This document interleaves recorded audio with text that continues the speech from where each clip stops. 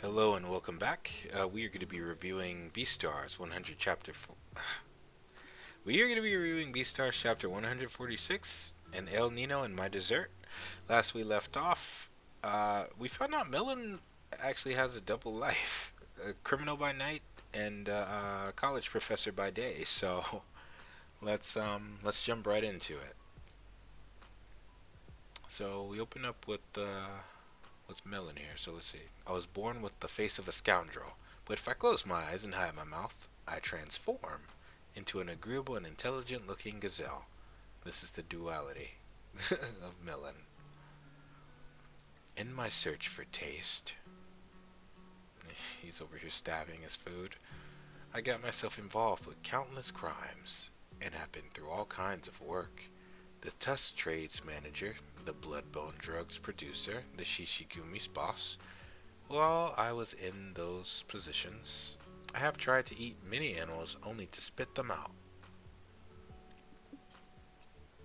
Ah, interesting. In the end, everything tastes like sand to me. Even the cafeteria is shriveled up tomatoes. Half the same sandy flavor as the animals I killed while they begged me to spare their lives.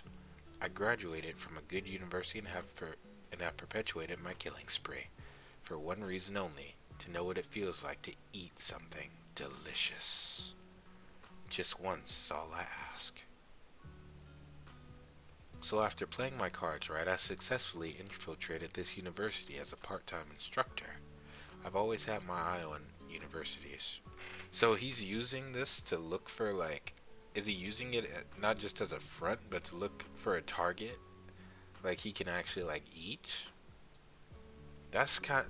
Melon's actually terrifying for a number of reasons. It's not even like, okay, it's not just, just how deranged he can be. It's how smart he is and how normal he is on a surface level while he has that mask on, right? It's like it's always the person that you least expect, you know, that'll screw you over because his like public persona is like, you know, well-natured teacher, which is scary because he has like a bunch of students' trust and he can easily abuse that and they don't even know it. Like, man, that's kind of nuts to think about. Anyway, when a carnivore and herbivore who aren't children but still not adults communicate with each other, what happens? The carnivore looks at the herbivore's delicious-looking parts, and the herbivore doesn't notice. Oh, so he's noticing all that. Predation is like romantic love between male and female. What the heck? The male parts ways with the female, feeling relieved, and the male fights back his memory of first eating meat somewhere, like the back alley market. How pitiful. How envious the young ones are struggling with their instincts and living their lives to the fullest.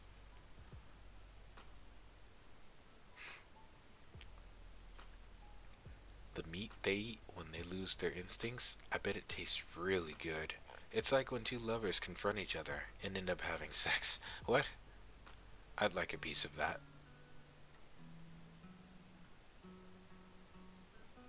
So Melon just wants to lose himself, like completely, and get what Melon wants. Sorry, so Melon is a dull character. Like everything about him is dull. He has a dull sense of pain. He has a dull sense of taste. He can't really feel anything. So that's Melon's character, and that's what drives him. He wants to feel something, and that's kind of why he values comedy, because outside of pain, like he likes to laugh.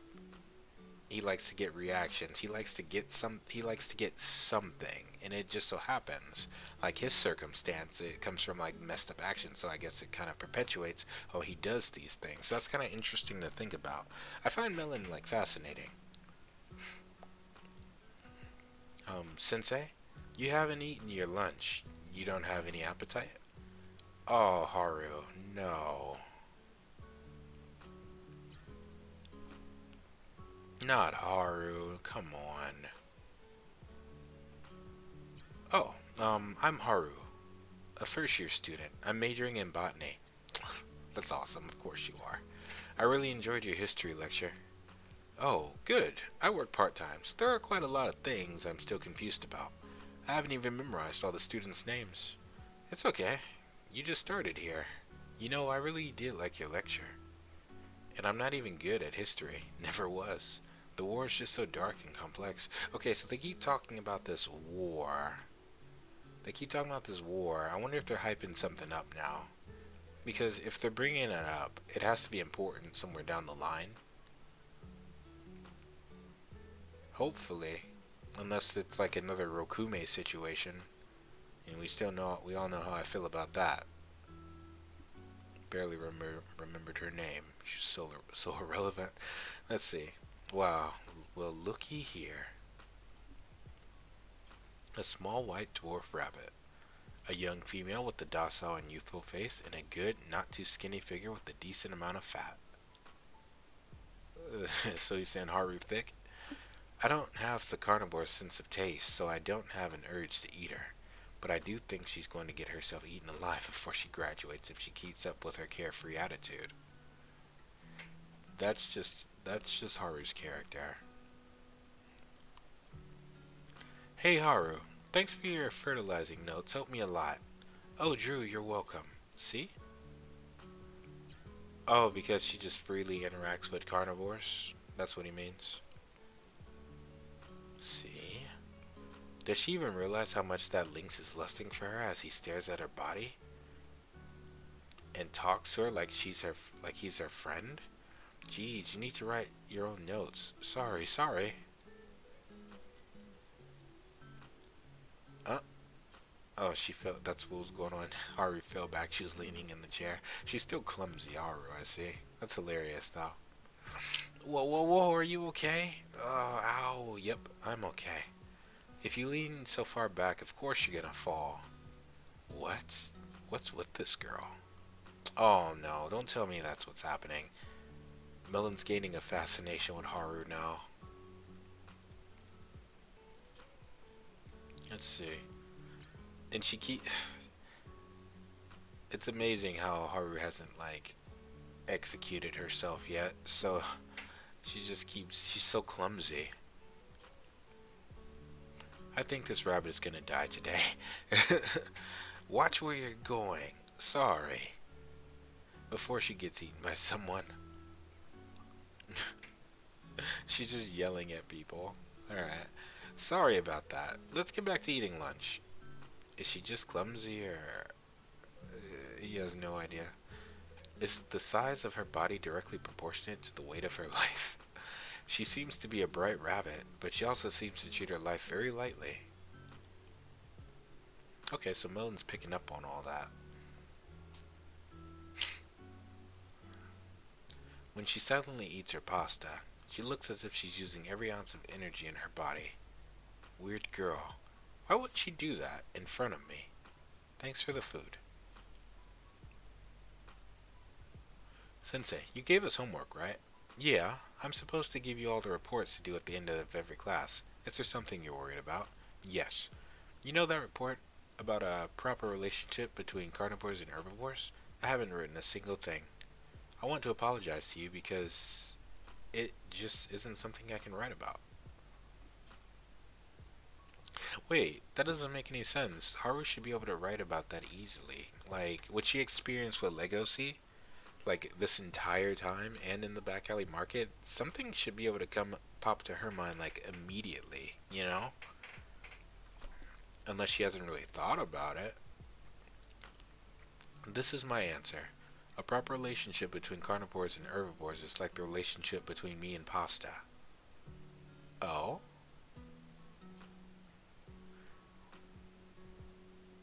One eats the other, one eats, the other is eaten. The relationship between carnivores and herbivores is really nothing more than that. And that's okay. That's why it's fun. That's why it's important for us to get along with each other. It always is. Oh my god, okay. Haru is just the goat. Like, alright, she consistently cements herself, like, in my top three. Top three characters in Beastars. Just her self-aware, like, she's a very self-aware character, right? And she has a lot of unexpected growth as a character, and it's showing through right now. Like that was super mature. She just sees it as what it is, right? And she acknowledges it because of what Legacy went through, you know? In that moment he shared with her. They shared a couple moments together. But she has an understanding of that, and she's like, "Yo, that's cool. It is what it is," you know? So I like that. It is just what it is. Let's see. You're gonna get eaten alive someday if you say such things. If I have to be face to face with death all the time, then I would gladly risk my life for love. Oh?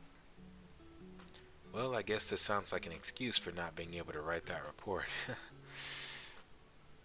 It's not that she treats her life lightly, it's more that she treats her life freely. Hmm.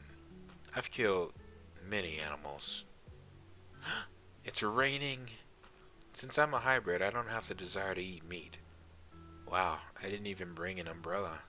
Instead, I have the urge to maim and kill. He isn't. Not here. It wouldn't. No, he's not gonna do what I think he's gonna do. He's not gonna. He's not gonna kill Haru, is he? No, it wouldn't make any sense for him to do that. Look, it's pouring. There were many times when I felt the desire to kill an herbivore, but never the desire to eat one. You could die today. You could be eaten today. What a free life you have. I wonder what her neck tastes like. Predation is like romantic love between male and female. I see. This is a first. Wait, is he falling for Haru? Oh, Legosi's gonna murder him.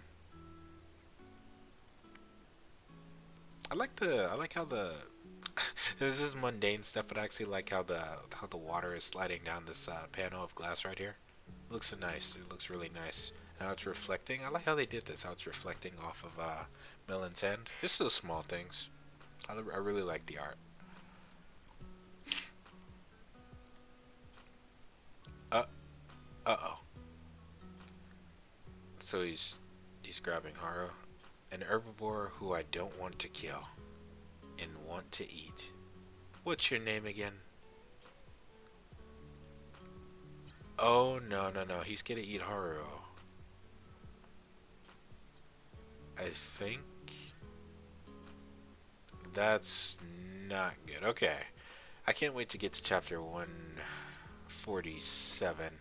This has been chapter 146. Let me know what you thought about it. I think Melon's quite the interesting character. And Haru, man, Haru just never ceases to amaze. Such a good character. It's like, whenever we get Haru, like, Haru, I wish we had more Haru, but it makes sense as to why Haru is used sparingly, even though I want more slice of life moments, but like Legacy and Haru hanging out, because that's why we're following Beastars. It's for those two characters. This is Legacy's story, right? So, man, I want to see more of it. But this is an interesting turn of events. So, yeah. This has been chapter 146. Look out for chapter 147. I'll get that out as soon as I can, and I will see you during the next one. See ya, be nice, and be good to each other.